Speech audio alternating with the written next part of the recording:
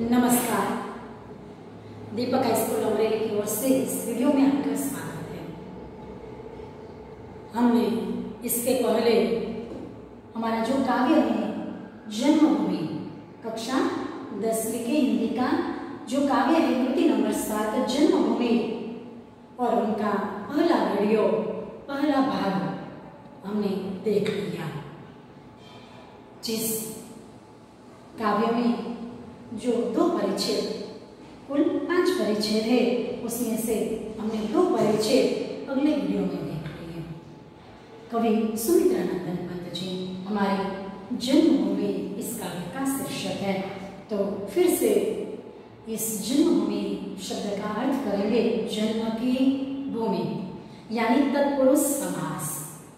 शब्द समूह होगा जिस भूमि में जिस देश में जन्म लिया है वह। तो इस प्रकार करेंगे तो बहुव्रीहि समास भी होगा, लेकिन हमें याद रखना है यहाँ पर जन्म की भूमि। भूमि यानी जमीन, धरा, धरती, अवनी, वसुधा, वसुंधरा।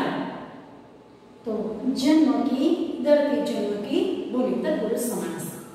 तो हमने अगले वीडियो में यह सुमित्रानंदन पंत जी के बारे में परिचय लिया था कि सुमित्रानंदन पंत किस प्रकार प्रकृति प्रेमी है, किस प्रकार अपनी जन्मभूमि से वह बहुत ही आकर्षित है। साथ ही हमने उनका परिचय लिया, पहला परिच्छेद भी लिया कि हमारी जो जन्मभूमि है भारत माता किस प्रकार स्वर्ग से भी श्रेष्ठ है, अधिक श्रेष्ठ है। हमारे देश का जो भाग है कपाल है वो हिमालय पर्वत है जो हमारे देश का गौरव बढ़ा रहा है। हमारी जो धरती श्यामल धरती है वह हमेशा स्वर्ण फसल हमें देती रहती है। स्वर्ण जो हमारी जो श्यामल धरती है वो स्वर्ण फसल पैदा करती है और हमेशा वह हंसती और प्रफुल्लित रहती है। साथ ही हमारी जो जन्मभूमि है गंगा यमुना जैसे अनेक पवित्र नदियों के जल से किस प्रकार सिंची हुई है और वह किस प्रकार जन जन के हृदय में बसी हुई है, उसका हमने अर्थ बहुत ही गुढ़ार्थ है वो हमने पहले वीडियो में देख लिया। और दूसरा परिच्छेद है वो भी हमने देख लिया था कि किस प्रकार हमारी जो जन्मभूमि भारत माता है वो भगवान श्री राम, लक्ष्मण जी और माता सीता के पैरों की धूल से किस प्रकार पवित्र हुई है। और हमारी जन्मभूमि में भगवान कृष्ण ने अर्जुन को गीता का ज्ञान दिया था, उपदेश दिया था जो भगवद गीता के नाम से विश्व में प्रसिद्ध है। और इसी जन्मभूमि में भगवान श्री कृष्ण ने बंसी बजाकर, बंसी की धुन से बंसी बजाकर किस प्रकार भारत के लोगों के हृदय में किस प्रकार अपनी अमिट छाप छोड़ दी है। सभी विश्व के देशों के लोगों पर किस प्रकार अपनी अमिट छाप छोड़ दी है, यह भी हमने अगले वीडियो में देखा। तो यह भगवद गीता की और यह कृष्ण और उनकी बांसुरी की तस्वीरें, यहाँ पर भगवान श्री राम, लक्ष्मण जी और माता सीता की तस्वीरें, यह बीच में भगवान श्री राम जी है। अब हम अपने तीसरे परिच्छेद की ओर बढ़ेंगे। तो यहाँ पर क्या कहते हैं सुमित्रानंदन पंत जी हमारे कवि भारत भूमि की किस प्रकार गरिमा गाते हैं। गरिमा यानी गौरव गाते हैं। सावित्री राधा से नारी पुत्री आभा देहि प्यारी। सावित्री तो हमारे देश में सती सावित्री नामक एक महान नारी हो गई। कई नारियां हो गई है, उनमें से एक नारी है यह सती सावित्री जी की तस्वीर है। सती सावित्री इसीलिए कहा जाता है क्योंकि यह यमराज है, मृत्यु के देवता यमराज है। और जब सावित्री के पति, उनका नाम सत्यवान था और उनकी आयु बहुत ही कम थी, लेकिन अपने व्रत के कारण, अपने व्रत के कारण, अपने धर्म के कारण किस प्रकार अपने पति के जो प्राण है वह सत्यवान के जो पति है उनकी मृत्यु हो जाती है कम आयु में। और यमराज उनके प्राण लेने आए होते हैं, लेकर जब जाते हैं रास्ते में तब सावित्री भी उनके पीछे पीछे जाते हैं। जब सत्यवान के प्राण लेकर वे उसे रस्सी से बांधकर जब यमराज ले जाते हैं तब सावित्री उनके पीछे पीछे जाती है और किस प्रकार अपनी वाणी चातुर्य से, अपनी वाणी की चतुराई से किस प्रकार अपने व्रत के कारण पतिव्रता की सती सावित्री और किस प्रकार यमराज भी उससे प्रसन्न होते हैं, मृत्यु के देवता किस प्रकार उनसे प्रसन्न होते हैं, उनकी बहुत ही सुंदर ऐसी बहुत ही सत्य कहानी है। आप बच्चों एक बार इस कहानी को देखेंगे, यूट्यूब में आप सर्च करेंगे तो एनिमेशन के तौर पर यह बहुत ही सुंदर कहानी उसमें दी गई है। आपको पता होना चाहिए कि भारत की नारियां कैसी थी। तो सती सावित्री किस प्रकार अपने पति के प्राण वे यमराज से वापस लेती है। तो पति के प्राण यमराज से वापस लेना यह एक कोई महान नारी ही कर सकती है, भारत की नारी ही कर सकती है। तो यह सती सावित्री है और उसने यह यमराज से अपने पति के प्राण वापस लिए थे और एक दो वरदान भी प्राप्त किए थे। तो ऐसी महान नारी हमारे देश में हो गई है सती सावित्री। सावित्री मतलब सती सावित्री। राधा से नारी से यानी जैसी राधा। तो यहाँ राधा जी की तस्वीर दी गई है। यह भगवान श्री कृष्ण की प्रियतमा सखी सब कुछ थी और हम भगवान कृष्ण का नाम लेते हैं तो पहले राधा कृष्ण से होते हैं। तो बच्चों आप सोचिए कि जहाँ पर भगवान कृष्ण के पहले राधा जी का नाम आता है वो नारी कितनी महान होगी, राधा जी कितनी महान होगी। तो यह राधा जी की तस्वीर है और राधा जी हमारे देश में भारत भूमि में हो गई है। तो कई उसकी कई बातें हैं फुर्सत के समय हम कभी आपसे करेंगे। तो सभी सावित्री राधा से नारी, तो सती सावित्री और राधा जैसी कई नारियां, एक दो की बात नहीं है लेकिन कई नारियां हमारे देश में हो गई। पुत्री आभा देही प्यारी, आभा यानी तेज, आभा यानी तेज, देही यानी देह, देह यानी शरीर। तो आभा देही, तो आभा यानी तेज रूपी शरीर, कर्मधारय समास होगा, तेज रूपी शरीर ऐसा शब्द लेंगे तो कवि कहते हैं कि हमारी जन्मभूमि में, हमारी भारत भूमि इतनी पवित्र है, इतनी श्रेष्ठ है, इतनी गौरवशाली है कि इसी भारत भूमि में सती सावित्री और राधा जैसी अनेक आभा देही और प्यारी नारियां इस भारत भूमि में हो गई है। सती सावित्री और राधा जैसी अनेक आभा देही नारियां, बहुत ही प्यारी नारियां इस भारत देश में हो गई। कई सारी है, कितने हम नाम लेंगे, कई सारी नारियां है। शिला वनिता तापस सुकुमारी और नारी की बात की गई है। शिला, शिला यानी पत्थर, बड़ा सा पत्थर। तो शिला जिसे हम चट्टान भी कहते हैं, बड़े पत्थर को हम शिला या चट्टान भी कहते हैं। शिला बनी तापस सुकुमारी, तापस यानी तपस्विनी, तपस्या करने वाले। तो सुकुमारी, सुकुमारी सु यानी बहुत ही, कुमारी बहुत ही कोमल, सुंदर, कोमल नारी। जड़ता बनी चेतना सरसी, जड़ता, जड़ यानी निर्जीव, जिसमें जीव नहीं है वह, जिसमें जीव नहीं है वह। तो यह शब्द समूह भी होगा और बहुव्रीहि समास भी होगा। चेतना यानी जीव, यह दोनों विरुद्धार्थी शब्द है, चेतना और जड़ता। तो जिसमें जीव है वह, जिसमें चेतना है वह, तो यह भी हुआ बहुव्रीहि समास। सरसे यानी समान। तो यहाँ पर देवी अहल्या की बात की गई, नाम नहीं दिया है लेकिन इस पंक्ति में उसका उल्लेख किया गया है। तो यह तपस्विनी सुकुमारी कौन नारी थी जो शिला बन गई शाप के कारण? तो यह देवी नारी अहल्या देवी है। यहाँ पर तस्वीर है, दोनों तस्वीर हैं। यह भगवान श्री राम है, यह लक्ष्मण जी है और यह उनके गुरु जी है। तो उनकी वे कहानी है। प्रकार पत्थर बन गई। उनकी कहानी है कि यह देवी अहल्या गौतम ऋषि की पत्नी थी। देवी अहल्या गौतम ऋषि की पत्नी थी, बहुत ही सुंदर थी। और एक बार जब गौतम ऋषि नदी पे स्नान करने जाते, इंद्र गौतम ऋषि का रूप धारण करके उसे देवी अहल्या बहुत ही पसंद थी, परंतु वह तो बहुत ही पवित्र थी देवी अहल्या।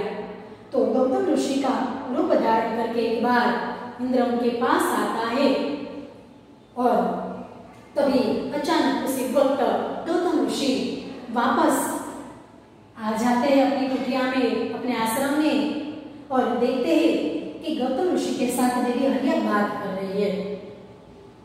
उसने देखा नहीं कि यह कोई कपटी है जो मेरा ही वेश धारण करके आया हुआ है, और उसे शाप देने के बजाय गौतम ऋषि उस कपटी को शाप देने के बजाय उनकी पत्नी को शाप देते हैं।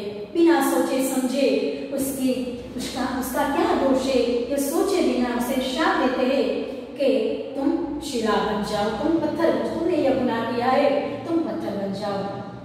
परंतु जब देवी अहल्या ने विनती की कि यह व्यक्ति कौन है मुझे पता नहीं था, यह कपटी आप नहीं थे, यह मुझे पता नहीं था, और बहुत ही उसने विनती की गौतम ऋषि से, और तब उसने कहा जब भगवान श्री राम इस जन्मभूमि पर भारत में जब जन्म लेंगे, इस पृथ्वी पर जब जन्म लेंगे और उनके पैरों की धूल से, यह पैर थी, यहाँ पर पैर दिए, तो उनके पैरों की धूल से, उनके पैरों के स्पर्श से तुम शिला में से फिर से स्त्री बन जाओगे, तुम शिला में से फिर से स्त्री बन जाओगे। और भगवान श्री राम जब सीता माता को रावण जब लंका ले जाता है, अपहरण करके ले जाता है, उससे खोजते हुए जब वहां से पसार होते हैं, और तब यहाँ पर गौतम ऋषि के आश्रम आते हैं और देवी अहल्या को फिर से जीवंत नारी बना देते हैं।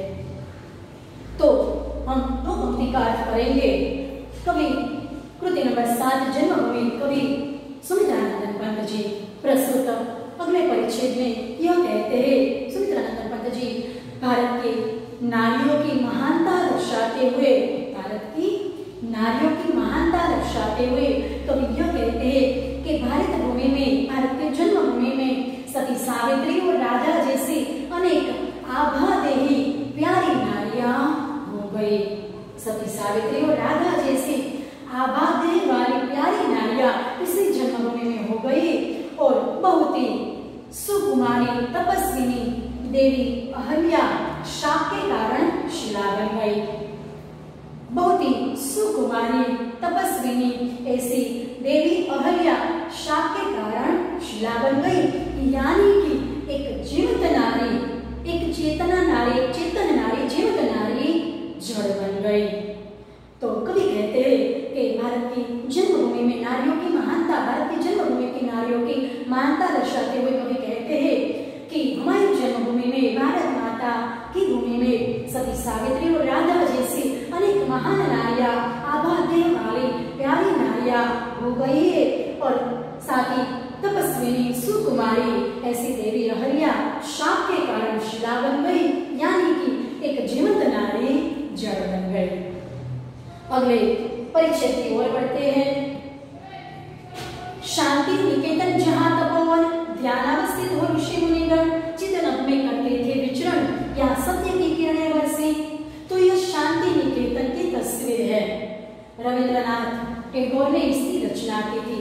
पहले तो बहुत पुराना यह आश्रम था, अब इसे फिर से आधुनिक बनाया है। तो यह आधुनिक शांति निकेतन की तस्वीर है। पहले बहुत ही छोटा सा था, छोटा आश्रम था, तो शांति निकेतन। और कवि कहते हैं कि हमारे देश में, यह रविंद्रनाथ टैगोर ने इसकी रचना की शांति निकेतन की। तो शांति निकेतन, तो कवि कहते हैं कि जहाँ तपोवन, तो यह संधि विच्छेद होगा। तपोवन, तपह विसर्ग, तपह वत्ता वन, तपह वत्ता वन, तो तपोवन। तो एक दूसरा व्याकरण भी होगा, तप करने का वन, तप करने का वन। तो तप करने का शब्द हुआ और इसीलिए यह हुआ तत्पुरुष समास। तपोवन तत्पुरुष समास। तप करने का वन, वन यानी जंगल, तप यानी तपश्चर्या। ध्यानावस्थित, तो इसमें भी व्याकरण आता है। ध्यान में अवस्थित, अवस्थित यानी लीन, ध्यान में लीन, अवस्थित यानी लीन, तल्लीन, मशगूल। तो ध्यानावस्थित, ध्यान वत्ता अवस्थित, संधि विच्छेद होगा, ध्यान वत्ता अवस्थित। दूसरा व्याकरण भी होगा ध्यान में अवस्थित, तो यह भी होगा तत्पुरुष समास, तत्पुरुष समास। ध्यानावस्थित हो ऋषि मुनि गण, ऋषि मुनि, तो यह द्वंद्व समास हुआ, ऋषि मुनि द्वंद्व समास है, दोनों समान महत्व है। गण यानी समूह। चिद नभ में करते थे विचरण, यह नभ है, चिद नभ, यहाँ पर नभ की तस्वीर दी गई है। नभ यानी आकाश, नभ यानी आकाश, अंबर। चिद यानी चैतन्य, चिद का अर्थ होता है चैतन्य, ज्ञान रूपे, ज्ञान से भरे। नभ में करते थे विचरण, विचरण यानी घूमना, ध्यान में बैठकर घूमना, तो ध्यान में बैठकर आकाश में घूमना। यहाँ सत्य की किरणें बरसी, यहाँ मतलब हमारी जन्मभूमि में चारों ओर सत्य की किरणें, सत्य का तेज वर्षा हुआ है, यानी कि सत्य का बोलबाला है। तो यहाँ पर शांति निकेतन आश्रम है, रविंद्रनाथ टैगोर जी ने इसकी रचना की थी। यह चीज नभ है और यहाँ पर कई, यहाँ पर तो 9 हमारे ऋषि मुनि की तस्वीर दी गई है। इसके अलावा कई ऋषि मुनि हमारे देश में, महान ऋषि मुनि हमारे देश में हो गए। तो यहाँ पर 9 ऐसे ऋषि मुनि की तस्वीर दी गई। शंकराचार्य है, ऋषि वाल्मीकि जी है, प्रदीप जी है, विश्वामित्र जी है, कई ऐसे ऋषि हैं, कई ऋषि है, इसके अलावा कई ऋषि है और यह चिदनभ है। तो इस परिच्छेद का अर्थ करेंगे।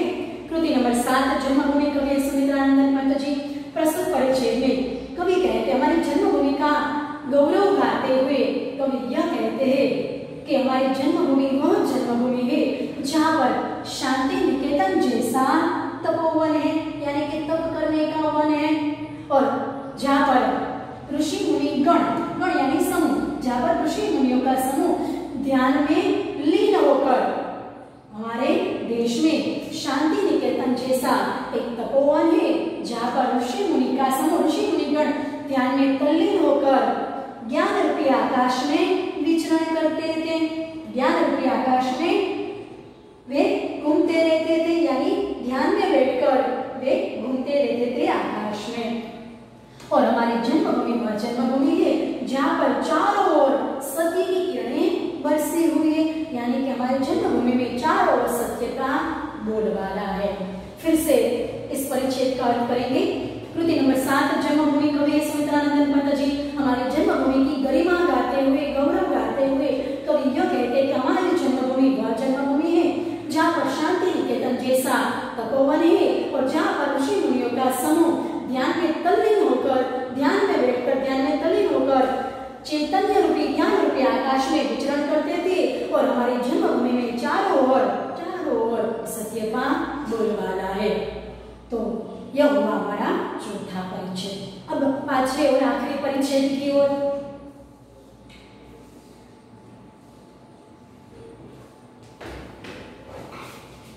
आगे हम बढ़ते हैं। तो यहाँ पर कवि कहते हैं, आज युद्ध जर्जर जग जीवन, युद्ध जर्जर, जर्जर यानी पीड़ित, कमजोर, दुखी। जर्जर यानी, जर्जर का अर्थ होता है क्षीण, लेकिन यहाँ पर कमजोर, दुखी, पीड़ित, हम ऐसा शब्द भी ले सकते हैं।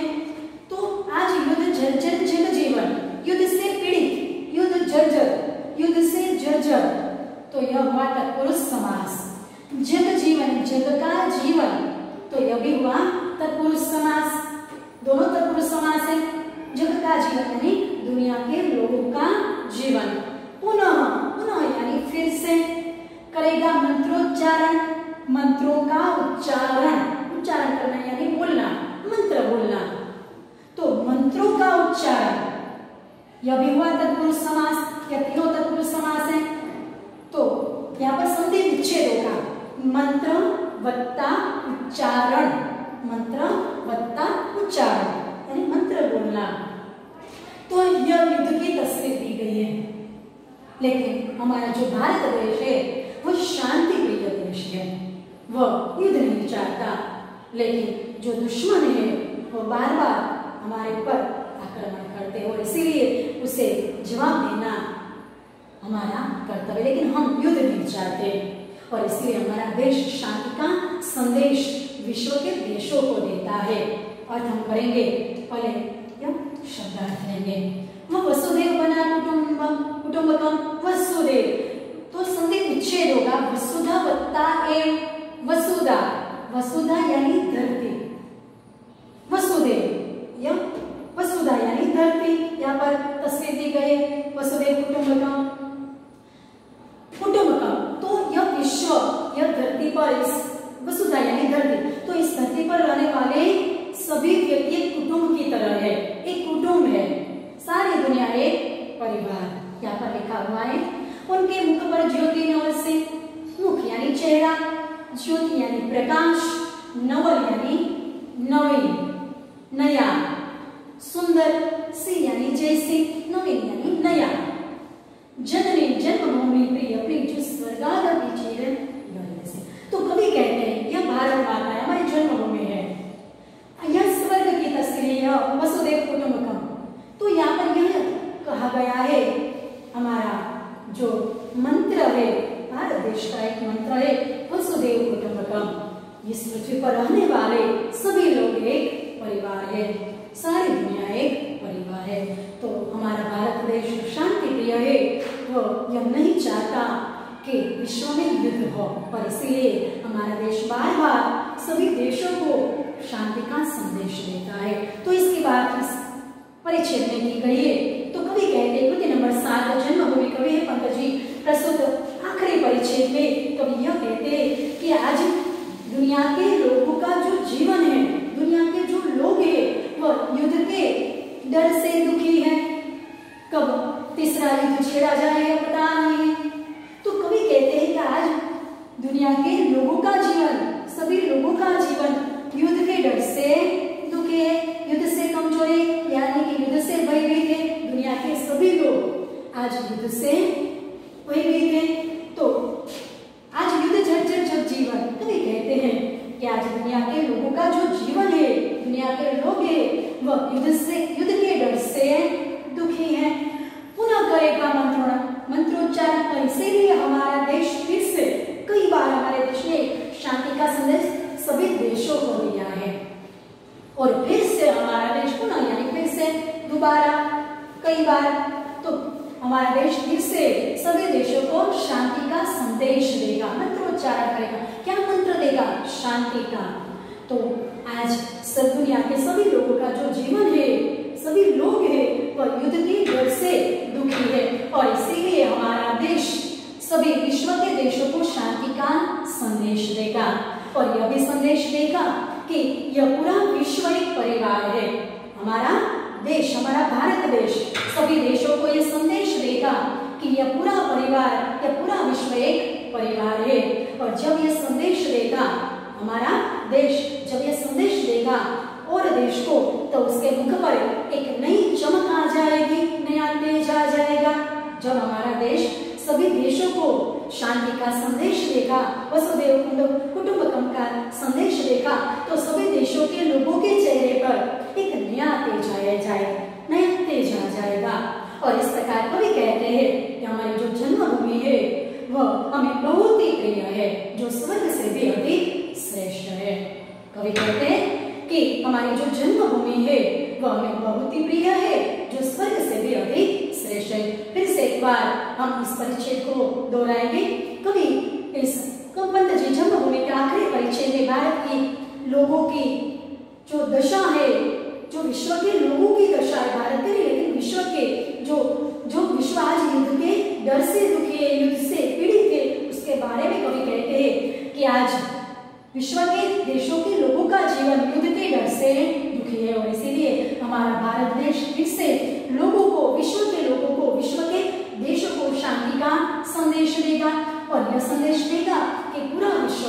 परिवार है। और जब यह संदेश रहेगा तो सभी देशों के लोगों के चेहरों पर एक नया तेज आ जाएगा। और इस प्रकार कवि इस काव्य में कहते हैं कि हमारी जो जन्मभूमि भारत माता है वह हमें बहुत ही प्रिय है, जो स्वर्ग से भी अधिक श्रेष्ठ है। तो यह हुआ हमारा जन्मभूमि काव्य। यहाँ पर हमारा काव्य हम पूर्ण करते हैं। आशा करती हूँ आपको पसंद आया होगा। नमस्कार।